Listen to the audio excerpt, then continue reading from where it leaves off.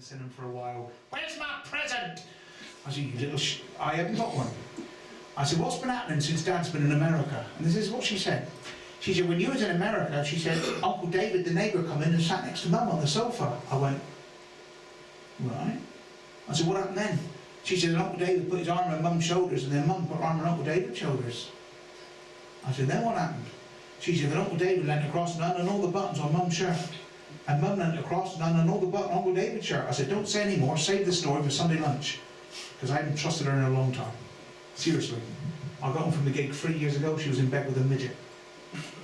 I said to her, I said, you told me you were going to stop committing adultery. She said, well, I'm cutting down. Tried to get me on back last year, went to Bangkok. I did a show, corporate show for ICI in Bangkok, out of the place. I did the show, I'm in the bar in the hotel. Two beautiful Bangkok girls, one either side. And one of them looked at me, she said, you'll sleep with me and my friend. I went, what? The other one said, you'll sleep with me and my friend. We have good sex. I went, us three together. She said, oh yeah, just be like winning the lottery. I went, why not? Get me home back. We went to bed, I was in the middle. Just before we started, I looked under the bedclothes. Just like winning the lottery. 6 matching balls. So,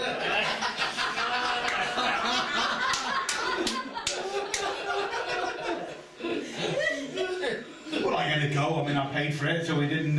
I ended up in the hospital 3 days later, stood naked in front of this Bangkok woman doctor who's rubbing cream and E45 into all the rash that I've got. And she said, most men get erection when I do this. I said, I haven't. She said, I have.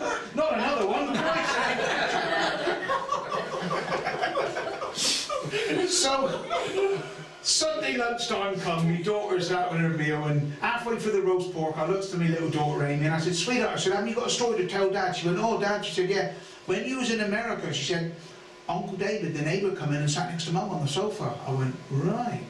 I said, then what happened? She said, then Uncle David put his arm on Mum's shoulders, and then Mum put her arm on Uncle David's shoulders. I said, and then what happened? She said, then Uncle David leant across and undone all the buttons on Mum's shirt. And Mum leant across and undone all the buttons on Uncle David's shirt. So I stood up and I said, and then what happened? She said, then they took all their clothes off and they did what you and Auntie Kath did when Mum was away the other month.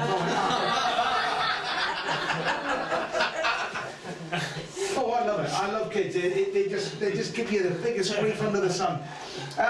Travelling. Like I say, I go around the world, and for me, I just think travelling is one of the greatest things. I've been to Plymouth several times. Yesterday in Plymouth, what a prat that was last night. I filled my escort up with diesel, and she died. A